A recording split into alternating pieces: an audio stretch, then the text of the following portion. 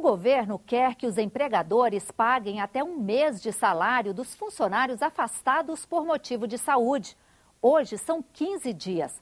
A mudança nas regras do auxílio-doença encontra a resistência dos patrões. Há 4 anos, Shirley fez uma cirurgia de redução do estômago e ficou 60 dias sem trabalhar. Ela recebeu o auxílio-doença da Previdência. É uma garantia. Você tem aquela segurança que se você não tem possibilidade de trabalhar, você vai receber um valor X pelo INSS. Em caso de atestado médico, hoje é assim. A empresa paga os primeiros 15 dias de salário e o restante fica com a Previdência. Mas o governo mudou o acesso ao benefício por meio de medida provisória. A partir de março, nos primeiros 30 dias de afastamento, o trabalhador vai receber o salário normal, pago pelo empregador.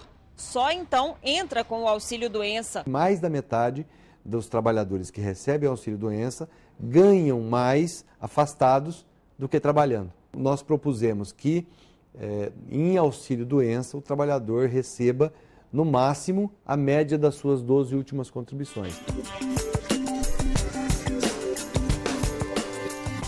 Não era mais o empresário porque ele vai passar a pagar 15 dias a mais, porque ele não era de costume acontecer. Com o empregador tendo maior custo, a gente diminui as possibilidades também de fraude, porque o empresário, o dono, o patrão está em condição de fiscalizar mais a situação do auxílio-doença, que é um benefício muito suscetível a fraudes, do que o governo central. Dono de 2 restaurantes em Brasília, Robson tem 95 funcionários. Os casos de atestados com mais de 15 dias são raros. Mesmo assim, ele acha que os custos vão aumentar. A forma do governo reduzir os custos dele, passando para a gente, empresário, mais uma vez. E a gente vai ter que arcar agora, então, com 2 funcionários. O que está do lado de fora, que antes era arcado pelo INSS, e com esse novato que vai ter que substituir aquele que está de atestado médico. Apesar de não haver impacto direto para o trabalhador, Shirley acredita que com as novas regras, as demissões vão aumentar. Para 15 dias a empresa já relutava em pagar e tudo mais, né, hostilizava o funcionário, 30 dias com certeza vai gerar demissões. No atestado médico, o contrato é suspenso. Se for acidentado, se ele se constar no INSS por seu acidente, ele tem estabilidade de 1 ano. Agora, se for simples auxílio-doença, quando ele retornar ao trabalho, ele pode ser demitido. Agora é a vez de o Congresso decidir. Em desoneração paga o setor produtivo, paga o capital, foi mais de 200 bi. E por que agora ele não pode pagar esses 15 dias, então? Para mim, essa questão até pode ficar como está. Uma bancada maior de empresários e menor de trabalhadores, com certeza vai gerar um arroxo de direitos. As regras do seguro-defeso também foram modificadas por medida provisória. O governo quer aumentar o prazo mínimo de registro para que o pescador artesanal tenha direito ao benefício. O Brasil tem cerca de 1 milhão de pescadores artesanais, segundo o governo. Eles são responsáveis por 45% de tudo que é pescado no país e têm direito a receber um seguro durante o defeso, período em que é proibido pescar para permitir a reprodução da espécie. Nada mais é do que um pagamento de seguro-desemprego, que até a própria legislação chama dessa forma, no período de defeso. Mas o governo identificou problemas no pagamento do seguro-defeso e resolveu mudar as regras para a concessão por meio de medida provisória. Nós identificamos 36 mil pescadores artesanais do Maranhão recebendo seguro-defeso no Rio de Janeiro. Eu não consegui entender a lógica disso. Hoje, 1 ano depois de conseguir o registro como pescador artesanal no Ministério da Pesca, o trabalhador tem direito ao seguro-defeso. A partir de abril, esse prazo vai aumentar para 3 anos. Além disso, o pescador terá que comprovar a venda de peixes ou o pagamento de INSS no período mínimo de 12 meses. A medida provisória também proíbe o acúmulo de benefícios sociais. Havia uma brecha legislativa onde ele podia pedir vários seguros-defesos para cada situação, para cada espécie de peixe. O senador Paulo Paim é contra mudanças no seguro-defeso. Ele defende o aumento da fiscalização para impedir fraudes. A forma que está aí sendo feita vai fazer que aquele pescador sério, honesto, responsável, fique sem o seguro-defeso. Senador por Roraima, Teomário Mota concorda que não deve haver acúmulo de benefícios.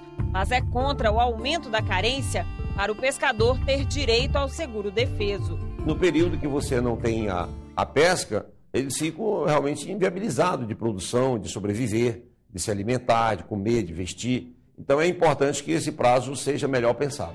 Você viu neste Repórter Senado que o governo editou 2 medidas provisórias para alterar 5 direitos trabalhistas e previdenciários. A aprovação das medidas não deve ser fácil. As centrais sindicais se mobilizam no Congresso para barrar as mudanças. E entre os parlamentares há muitas críticas às medidas. O governo se defende, dizendo que elas vão corrigir distorções. 2 de fevereiro, abertura dos trabalhos legislativos de 2015. Na mensagem da presidente Dilma Rousseff enviada ao Congresso, o governo defendeu as mudanças nos direitos trabalhistas e previdenciários. Vamos adequar o seguro-desemprego, o abono salarial, a pensão por morte e o auxílio-doença às novas condições socioeconômicas do país. Não se trata de medidas fiscais, trata-se de aperfeiçoamento de políticas sociais para aumentar a sua eficácia, eficiência e justiça. As centrais sindicais também vieram ao Congresso, mas para pedir a derrubada das medidas provisórias. Tem jeito de sanear o que o governo está querendo com outras medidas. Diminuir a rotatividade, taxar as grandes fortunas, taxa de juros, diminuir ministério. Tem um monte de coisa que dá para fazer para economizar. Não dá para economizar só do lado do trabalhador. O presidente do Senado, Renan Calheiros, prometeu encontrar alternativas para que os trabalhadores não sejam prejudicados. Não podemos transferir a conta do ajuste para o trabalhador. O protagonismo do Senado Federal e do Congresso Nacional será no sentido de criar alternativas para que o trabalhador não seja duramente sacrificado. Parlamentares de oposição não concordam com as medidas provisórias. O PSDB vai votar contra.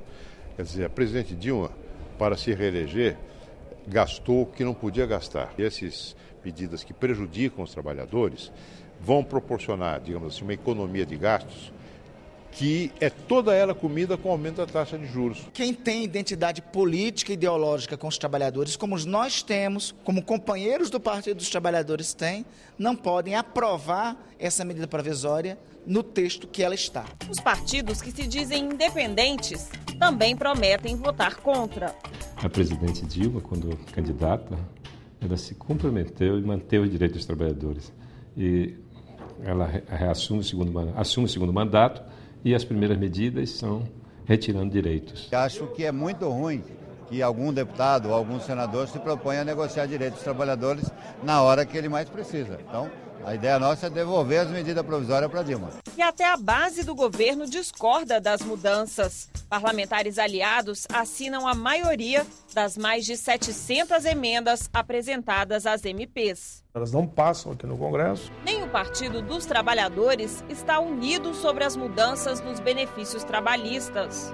Reiterar meu apoio a essas medidas que a presidenta Dilma mandou ao Congresso, que são necessárias, eu não diria só um ajuste fiscal, tem também um ajuste estrutural e adequação da legislação. É natural que nós tenhamos várias emendas de todos os partidos. O próprio governo admite fazer algumas negociações, não é, para que nós possamos centrar a nossa atenção na correção de algumas distorções, sem causar qualquer injustiça, qualquer prejuízo à população. Analistas políticos divergem sobre o comportamento do Congresso, mas concordam que para aprovar as medidas, o governo terá que ceder. A gente tem um ambiente político que está bastante tumultuado, também com o problema da crise hídrica, com os desdobramentos da Operação Lava Jato. Então, eu acho que o governo vai mesmo navegar em uma revolta aí para conseguir essa aprovação. A necessidade dessas medidas é o que necessariamente vai garantir a aprovação delas. Chegou-se a especular que as medidas foram rígidas justamente para dar uma margem de manobra para negociação com o Congresso. Alguns parlamentares defendem que dá para fazer economia sem mexer nos direitos dos trabalhadores. Por exemplo, vamos reduzir a corrupção, né? Quantos bilhões não escorre pelo ralo da corrupção? Ou então, cobrar imposto de quem tem muito. Regulamentar a lei, a Constituição que prevê cobrar impostos das grandes fortunas. Senadores e deputados terão praticamente um mês para debater e votar as mudanças em 3 etapas. É que as medidas provisórias têm que passar por comissões mistas, pelos plenários da Câmara e do Senado e serem aprovadas até 2 de abril para não perderem a validade. Além do prazo curto, a polêmica entre os parlamentares e a impopularidade das medidas devem dificultar as votações. Fica muito apertado para negociar qualquer ajuste na medida. Um mês eu acho que é um bom tempo para a gente fazer um debate, até porque essas medidas elas já vinham sendo debatidas com os movimentos sociais. Quando você tem uma movimentação da população, quando você tem uma mobilização de rua, mobilização de sindicatos, mobilização da opinião pública, o Congresso, espero eu, se sensibilize.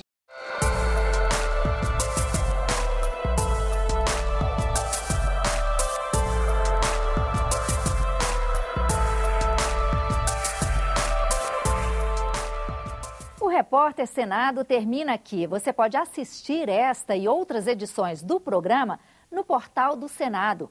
Basta clicar em Repórter Senado e escolher o tema. Obrigada e até o nosso próximo encontro.